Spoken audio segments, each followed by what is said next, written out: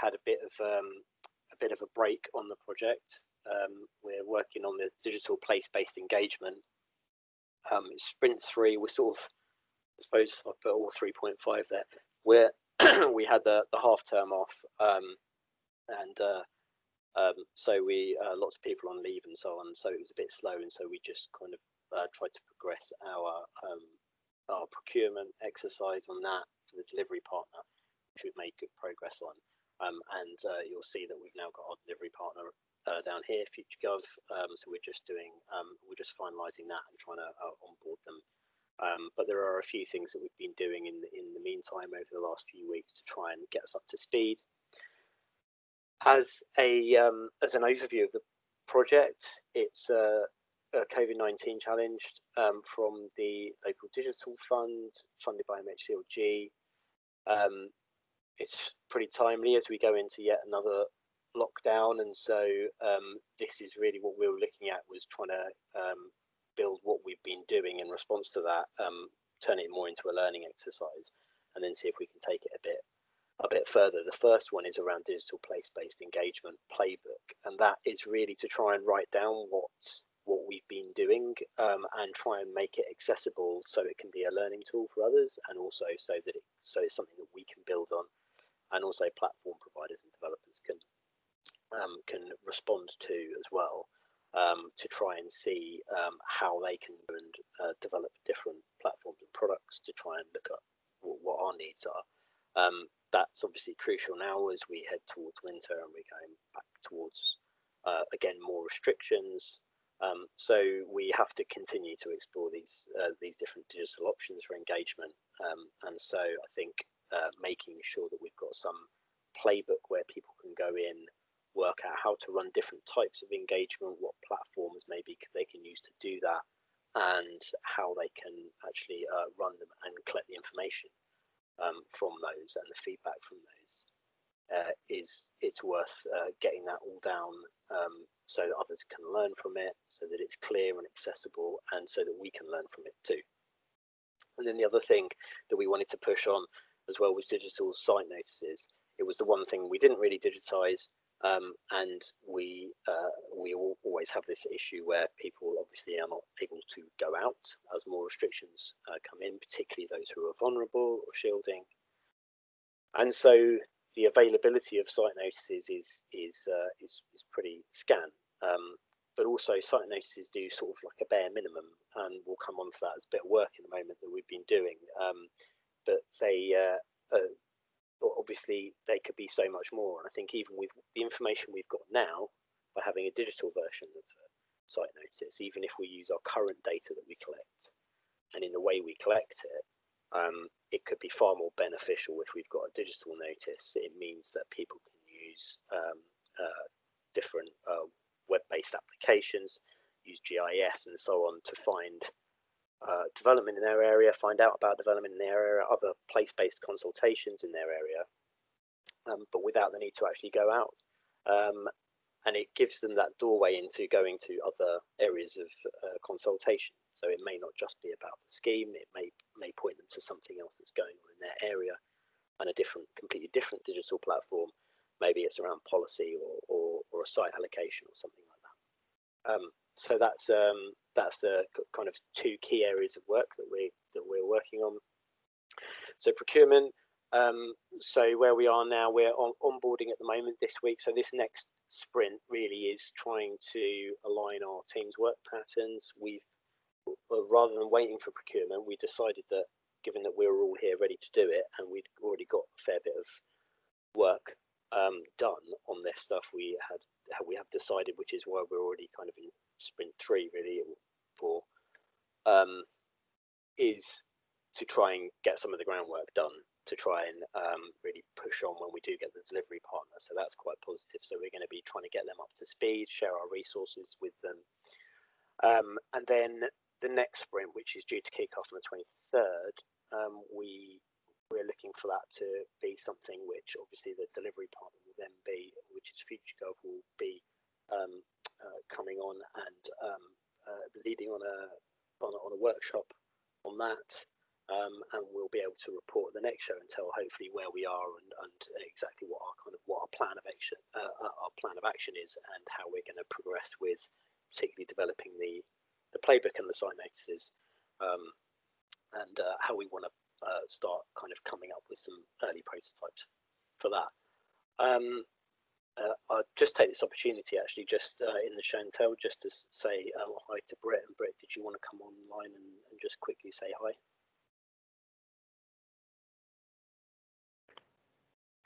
Hello, I think I did my intro before, but hi everyone, nice to meet you all. And so Britt's going to be leading our team and making sure, working with us over those next 2 weeks to really try and get to try and align both teams, so we've got everybody we need in place to try and progress the work. So just to go back over what we've been doing, we've been looking at planning notices, and this was around this was expanding on what do planning notices look like. So we've been looking at not only the requirements, legal requirements and SCI requirements, but actually what do they physically look like too. There is a case for ensuring that what we've got on the ground as well, not just a digital twin, is actually fit for purpose and is accessible and gives the kind of information we want as well. It's not just about digitization, it's about the whole process, and we can use kind of digital planning tools and data to improve services even when they're not digital services. And this is this notice you can see here on the slide. This is the dream of what government wants your planning notices to look like, which I think we can probably safely assume that no local authority aspires to, and has the vast majority have gone well beyond this. And certainly at Camden, we've done quite a lot of work in the past in order to improve it. Ours are kind of more accessible. We did a lot of work in terms of making them kind of more readable, really, really clear, using language on it. But what this does do is set out what the legal requirements are of notices. And obviously, both for a physical notice, anything we do to try and improve the physical notice, if we do anything to improve it, has to align as well with any digital notice, and that we still need to meet the legal requirements. There's a couple of different notices which we've identified. They're actually really well signposted on the government's advice page, which is the National Planning Practice Guidance. But we're focusing on planning application notices, site notices, and those the Schedule 3, that model notice I showed you before, that is that's demonstrating what the actual contents need to show. So that's really where the legal requirements come from, because the requirement is to have it in substantially the same form as in that notice, which we take it as meaning the same information, not actually set out like that, because the layout's pretty poor.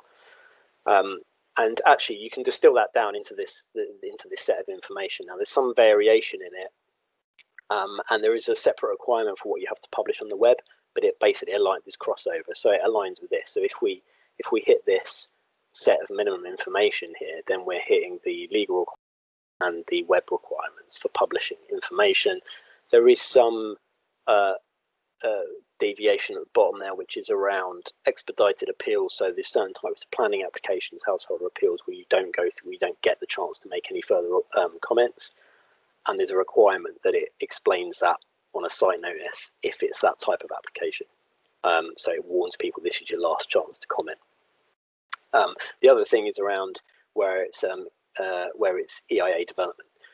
So it requires an environmental impact assessment if it's either screened in by a local authority or it fulfills the screening criteria, and they have to provide a copy of an environmental statement along with it.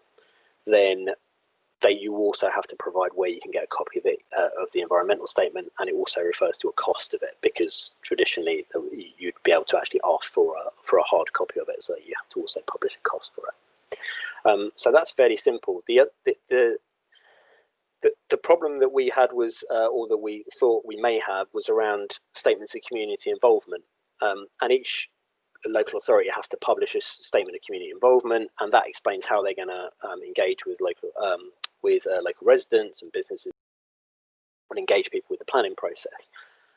And so we went and had a look, and we did a sample. So Alex and Dawn and Catherine went and had a look at a whole sample here, and then Emily went and has been reviewing the ones for Bucks, which is obviously she's meant that she's gone and had to review Aylesbury, Chiltern, South Bucks, and Wickham, and then the former county too, as it's now unitary authority. So we went through a lot of these to see how much deviation there was, because if you've published something in your statement of community involvement, committing to something on a site notice or committing to publicising certain information or in a certain way, then there may be issues around scaling it nationally.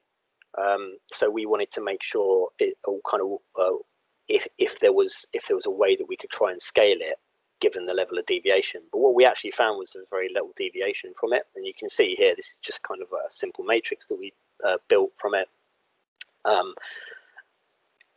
Actually, most say that don't specify anything in particular, so they just follow the legislative requirements. The ones which do specify information tend to already specify stuff that is a legal requirement, like details of the proposal, where to find plans, and how to comment. Those are all legal requirements anyway. The only deviation we got these two columns, where we got a couple of local authorities, so Camden, Barnet, and Hackney, all said that they would include the name of an officer. That's not really insurmountable as an issue. It's just I guess it's just a point about us ensuring there's some form of contact information, whether that's officer level or department level, generic inbox or whatever, on the planning notice or the digital notice, and then we'll hit that need. The one that was a bit of left field, which Dawn explained to us why she thought that was, but was Rochford, which was around that they defined in their statement of community involvement that it would be yellow, their site notice. And Dawn explained that that's probably around accessibility, to just do with contrast, and it's about making it more visually accessible to people with visual impairments. So actually there's something that could be like a positive outcome for us there in terms of how we do it. And I think in fact Camden's are yellow, and looking around quite a few. I think Barnet's are yellow too. So there's a few that already have them yellow, or they're not specified as that in the statement of community involvements.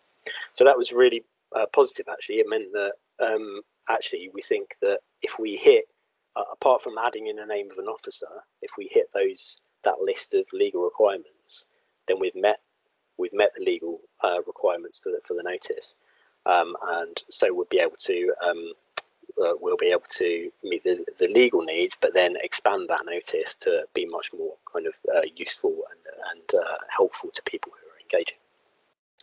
We also had a look for, so we started to map out some user stories. We did it based on users, and this was more around for the playbook. So this was thinking about us primarily as local authorities and local authority officers, and how we would use a playbook. So we started to think about the tasks involved in doing a place-based consultation for the different users. So we split that up for, say, for example, officers in the planning service, digital transformation officers. But then we also thought about platform and software developers and landowners and developers, and how they may actually be users of the playbook too, because they want to see what comes out of it, where the gaps are in platforms and so on. They can benefit from that. And also, of course, developers may want to also run their own consultation events with or without the council, so or promote certain different types of engagement. If it doesn't already happen within that council, they may want to kind of help facilitate that. So we thought about that, and we mapped those out fairly roughly. We did that as a broader workshop, and then the next stage was Bill and I started to group those together, and then after grouping them together, it's about sort of trying to find out where the overlaps are and rewrite them as user stories, which is what we're doing at the moment. So we're doing it more through the user journey, and hopefully nicking a template from the Ripper project where we did this on. It was a really useful template, and so we've been translating it into that, so we kind of have a clearer narrative and try and like really break down what the key requirements are and user needs are under each piece of the user journey of kind of setting up an engagement, of running a digital engagement project. So that's ongoing at the moment. And I guess this one area here, which was around feedback, this is where we started to think as well about, I'll actually show you on the previous slide, we've kind of separated it off here, but we started to think about things like counsellors and residents, and this was more around not for the playbook so much, but for if we can build the playbook in a way which gets people to think about how they collect the information, this is where we can do this this idea of trying to build a place-based profile. So how can we collect all that information in a way, aggregate, publish it in like a live kind of profile of a place, to give insight, to give kind of continuous insight into that community and different groups' needs within the community and priorities and so on. And how we feed that back, not just for the project, not just for that particular site allocation or planning application or whatever, but actually just more broadly for understanding that place. That's where things like kind of understanding how we should collect that and how we should store it and make it accessible is quite important at this stage. It's an early stage in that, but I think by getting people to think about it now, then we do serve of lots of other users like residents, councillors. Understanding actually what that community wants is really important, and crucially landowners and investors can decide, can make more informed whilst residents can actually have like a proper voice, and it can give a more representative voice for it. So we need to think about this area quite carefully, and this is some work that's that's ongoing and that will pick up, no doubt, with the team in FutureGov. The other thing which we're going to do a bit more work on actually later today in a workshop is around some finding participants for a playbook, bit of user testing. Now, to an extent, this is a little bit easier because we're going out primarily to local authorities, and we've also got expressions of interest from a couple of agents. So that would be really useful to do that. And Nora has been working on a set of questionnaires to try and collect information from people on this. On a basic level, what we're doing is all the information we start to collate about our current platforms and our current kind of methods of consultation and engagement. We're going to expand that and try and ask people to answer the same question, and just to see how much overlap there is, and also just gain more insight, more ideas to it. But there's also a link here to metrics, because what we can do is start asking about what the levels of engagement are currently, and this could also help for things like the impact of the site notice work, for example. So understanding what level of kind of responses people get and what proportion are in objection or support and so on, we can start to see whether or not it increases participation, or maybe that participation shifts and becomes more balanced or so on. So that's another bit of work that we've been doing, and we're going to hopefully progress that. So we want to just try and get that in place, and then means over the next sprint we'll be able to then discuss that with and agree that with FutureGov, so that they can go out to that and be able to have a pool of people already for user testing and get some information for them. And then the other thing, which is potentially a bit more challenging, was around finding participants for notices. So Dawn has been working on a legitimate interest assessment for existing contacts in our planning databases, and that would be really useful, but it still holds these general barriers in terms of, obviously they've submitted comments on a planning application, but they haven't given us their contact information in order to contact them about this project. So we need to do legitimate interest screening to try and understand, is it legitimate to go and ask them to be involved in this project again. So that's just an exercise that Dawn's going through at the moment. And then she's also looking at data protection impact assessment around, so when we collect the information, how are we going to handle it and so on, and how are we going to use it. So that's all something that Dawn's working on. But then I guess there, have some early discussions with Britt, who do we actually want to do our user testing for notices, and actually looking at kind of people who comment or who have commented previously on planning applications. That's kind of useful, and actually you could use it for metrics and so on to try and understand whether or not they feel there's a different approach. So, for example, if the only people who are contributing find it through kind of digital alert systems already, then actually that could be beneficial. But it may be that there's a shift in how people find out about planning applications, for example. But actually, so whilst that's helpful for metrics, is that the most helpful thing in terms of who do we want to be testing it? And I suppose in reality, the whole point is that we want a broad section of people, including people who don't engage at the moment. And we know we've done some work on graphics, so we know who does and doesn't engage in the planning process, broadly speaking. Do we want a whole range of people to participate? So it may be that we actually do just go out and do more of like a call for participation in it, and that's something we've started discussions on with FutureGov. So we need to try and decide who we're going to contact and what kind of sample we want across this to test the notices. But hopefully the DPIA work will be done and lay the groundwork for that, hopefully. So then finally, next steps. Well, most of it is going to be onboarding and reviewing the evidence and the user needs that we've got, and so on, our understanding of the problem with FutureGov, and getting them ready to really kick off for the next sprint. So this sprint, really, they're just working on more just getting aligned with us and getting up to speed on the projects. We're also going to be lining up the pools of participants for user testing, and then we want to be able to get, if not getting them out, then at least get them ready and kind of agree them by the end of this sprint will be the questionnaires for the LPAs and so on. And that's something we're going to work on a bit this afternoon in a workshop, just to try and see if we can agree that general approach.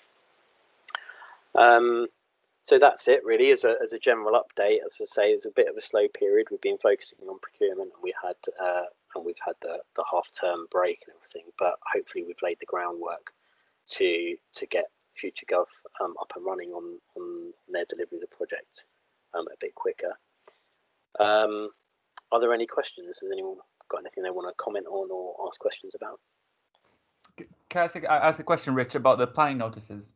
Yeah. So are you, in terms of the planning notices, are we just going to be doing all planning notices, or maybe a specific planning notice for a specific type of application? I'm not sure whether it's worth differentiating or not, and how we decide. I think so. I guess there's a couple of tiers of that. There are. So one thing we've noticed is that there are a different set of planning notices. Not all of them are relate to planning applications for a start. So you get planning notices for other planning related engagement as well. So we've definitely decided at this stage, I think, that we just want to focus on planning application notices. But even that has quite a broad range. But then they're all subject to with the exception of householder applications, which are subject to householder appeals, and EIA development. They're all subject to the same requirements. So the question is what do we want kind of the outputs to look like for it? And this is a discussion that we're sort of having with FutureGov at the moment around where do we think this is going to be. What I would like to see for it is something, whether or not it is just for a narrow scope of application type or not. I think actually we can probably hit most application types with it, because I think an MVP for an actual digital planning notice could be something more that demonstrates what we can do with our open data, for example, but the limitations of that are going to be the limits of what we collect at the moment in terms of our data and our information. And as we know, we collect PDFs generally, and not a huge amount of valuable kind of discrete bits of information. So in terms of that, I think it's going to be more like that we will look at a planning application notice, it probably excluding things like EIA development, but effectively looking at what can we do to create a more effective digital twin, and how can we use that as a gateway into other spatial consultation platforms that currently exist. But what we also want to do as a result of this, and this is more probably going to be like a clickable prototype or something, is demonstrate what we can do if we take this further and we get better information and better data. And this is where things like the Ripper project are quite helpful, because if we can start to anticipate what more kind of granular level of data that we can collect through systems, whether that's the LDD project, which is London Development Database in there, and they've got their published data standard that they're working to. Things like that, and Ripper, which is aligning with that, which is a reducing invalid planning applications project, and that's looking at how you collect information. What would be great is if we can look at what the potential is as well for that, and demonstrate what it should be and what it should look like in the future. I think that'd be really good, because I mean, we're going to be watching this project closely for 3 reasons. One, to see if there's any kind of information which from planning applications that is really important, right? So everyone says, look, I want to know this, but we can't get it right, because then we can think about kind of standardizing that. Second, in terms of like whatever comes out of this project towards kind of the end of it, is we can think about do we want to use that to create a national standard of some sorts or not? I guess it depends kind of on value. And then third, given the fact that there's this massive planning reform going on and legislation is likely to change, we'll probably use this project to inform what type of legislation do we want to write, if we want to write any legislation around planning notices. So there's kind of 3 key things that we're going to be kind of looking forward to seeing come out of the project. Yeah, absolutely. And I think understanding, because in a sense, I mean, we can already see that, well, like, what we want to do is say, look, here's the benefit of having open data, right? And like, even if that data isn't great as it is, it's open, and this is what we can do, and this is how we can make it accessible, and that's where kind of like the spatial element, if you like, comes in. But the fact is, it's unlikely at this stage we can take it much further because of the limits we have on our data. So what we will want to be able to do is demonstrate where we can take it, and that's where the user testing is quite important, because the information that's given on the site notices at the moment, and the information we could provide on the site notices given our current data, it's fairly limited, right? It kind of tells you, oh, something's happening, and it's broadly this, and there's not much more. Now we'll see what we can do to improve that, but it's not massive. Whereas, exactly, if people come along and go, well, actually, this is what I would want to know about it, and then we can build that as a prototype, then exactly that. What that does is inform things like Ripper and any kind of data standard to say, actually, we need to kind of collect this information at the point of collection, so that we can serve it up to people and they can actually understand what it is that they need to understand. Are there any other questions or comments? Okay, cool. Well, thanks everybody. What we'll do is I'll shut down the recording now and say goodbye to everyone until the next sprint, where hopefully it will be led by FutureGov.